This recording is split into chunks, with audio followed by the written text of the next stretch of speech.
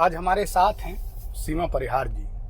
आज हम लोग चंबल की अनसुनी दास्तानें की एक सीरीज जो हमारा प्रशस्ति स्टूडियो की तरफ से बन रही थी जी, तो हम लोग उसी में आज निकल के आए हैं। सीमा जी, आपसे डकैत जो है, चंबल जो है, बीहड़ जो है, हाँ। अक्सर कौतूहल का विषय रहा है लोगों के लिए। लोग जानना चाहते हैं ये सब होता क्या है। जी, तो एक बात हमको बताइए कि जब इस तरह का इतना घना ये जंगल है, इतना बीहड़ होता है, जी, जब इसमें पुलिस कॉम्बिंग करती है, जी, जब पुलिस घेराबंदी करती है, जी, तो फिर किस तरह से आपको पता चलता है कि पुलिस आ गई है? जी, और क्या क्या प्रक्रिया होती थी उस समय जब आप दस्यु जीवन में थी? जी। कैसे मतलब आप लोग पुलिस से बचाव करते थे? देखिए, ऐसा है मनोज जी कि हमारा संतरी एक नहीं दिन में 2 लगते हैं और ऐसे जगह पे हम लोग जंगल के अंदर पहरा बनाते हैं कि हमें 2-3 किलोमीटर तक का आदमी दिखाए। और जहाँ पर हम लोग रुकते थे उस जगह का लोकेशन ऐसा पहरेदार के भी नजर में रहता था कि चिड़िया भी आएगी वो भी पहरेदार देखेगा। रही बात पुलिस की आने की, पहले तो हमारे जितने जो जंगल से गांव जुड़े हुए हैं और जो हमारे वहाँ पे मिलने वाले हैं, सूचना देने वाले हैं, तो वो हमेशा सतर्क रहते थे। तो कहीं न कहीं से उनको नॉलेज होती थी, तो तुरंत हमारे पास खबर आ जाती थी। तो फोन वगैरह तो होते नहीं थे? जी नहीं। तो फिर कैसे? हमारे सामने आदमी खुद भाज के आता था। अच्छा। और जो जंगल में जानवर चलाते थे जितने लोग, वो लोग को अगर कहीं किसी दिशा में अगर पुलिस दिखाई दी है या गाड़ियां निकलते हुए दिखाई दी हैं, तो वो पहले कर देते थे कि भाई लोग आज इतनी गाड़ियां जिस साइड में निकल के गई, तो हम लोग चौकसी में हो जाते थे। और फिर भी कभी न कभी ऐसा है कि जब जंगल में कॉमिंग चालू होती है, हरदम नहीं होती है जंगल में, और पुलिस को भी अगर कुछ सूचना मिलती है कि यहाँ पर दस्यु लोग रुके हुए हैं, जब 1-2 सेक्शन रहेगी पुलिस तो जंगल में नहीं कूदेगी। फिर जब ज्यादा पुलिस फोर्स आएगी तब वो जंगल में कूदती है। जब जंगल में कूदती है तो हम लोग वहाँ पर बचाव भी करते हैं। जब बचाव करते करते जब आमना सामना होता है तो फिर गोली भी चलती है। फिर जब गोली चलती है तो ये इस नकल से गोली नहीं चलती है कि हमने फायरिंग करे और चलो भाग गए। बदमाश कभी नहीं चाहता है कि हम पुलिस प्रशासन पे फायर करें, लेकिन अपने बचने के लिए उसको मजबूरन फायर करने पड़ता है, क्योंकि बदमाश के पास आमलेशन तुरंत नहीं आ सकता है, वो अपना टाइमिंग से मंगा सकता है। और पुलिस को तो बाललेस करने की देर लगती, उनका आमलेशन आ जाता है। और बदमाश कभी चाहती नहीं है कि हम पुलिस से भिड़े। अच्छा। जी हाँ, क्योंकि पुलिस तो कभी कभी कॉमिंग कर रही है और चली जाती है, और हम लोग जब चाहे तब पुलिस को मार सकता है, जितना चंबल का दस्यु था। लेकिन प्रशासन से क्यों नहीं भिड़ता है कि अगर हम पुलिस को एक मारेंगे तो वो दिन रात एक करके फिर हमें रहना मुश्किल कर दिए। तो ये पुलिस भी जानती है, बदमाश भी जानते हैं, उनको ड्यूटी पार पूरी करना है, उन्हें बच्चे भी पालना है। और बदमाश के कोई बच्चा नहीं है।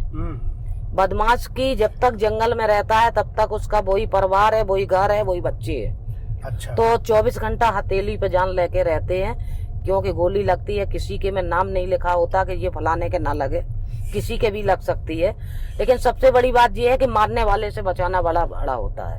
तो मुझे एक बात बता जी। कुछ लोग कहते हैं कि पुलिस वाले भी डकैतों से मिले रहते थे। नहीं है? हाँ, ये तो गलत एक सोच बना दी। ऐसे 1-2 गैंग हो गए थे, जैसे हमारे यहाँ आपने सुना होगा निर्भय गुर्जर का, वो कभी कुछ दिन पुलिस से मिलके चला है, लेकिन लास्ट पे अंत उसका क्या हुआ है कि उसको खुद मरने पड़ा।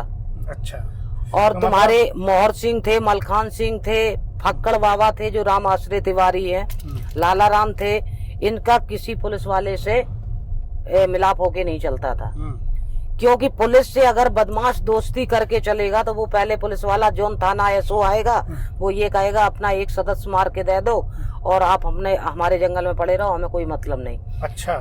जब एक थाना एसओ आएगा, उसको अगर हम किसी सदस्य को मार के देंगे, दूसरा आएगा वो मांगेगा।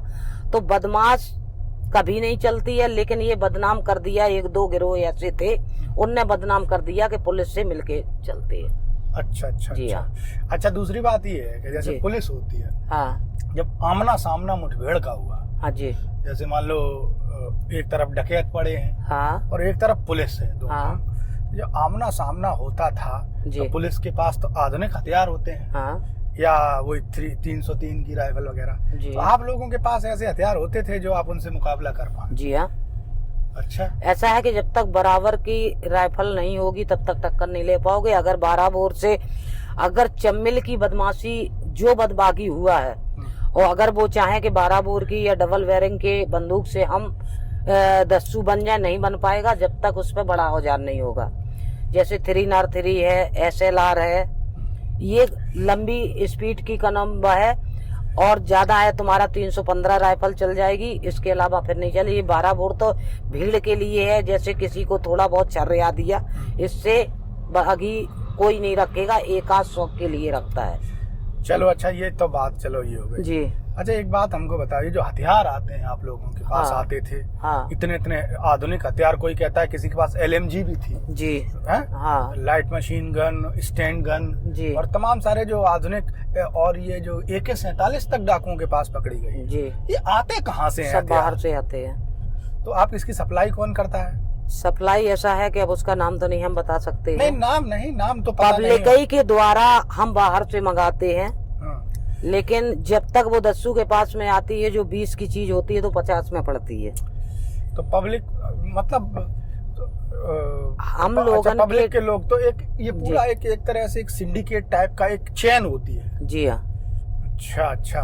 तो अब ये बताइए कि जो पुलिस पे औजार हैं वही दस्युओं पे औजार हैं, तो ये पुलिस का औजार फिर दस्युओं पे पहुंचा कहाँ से?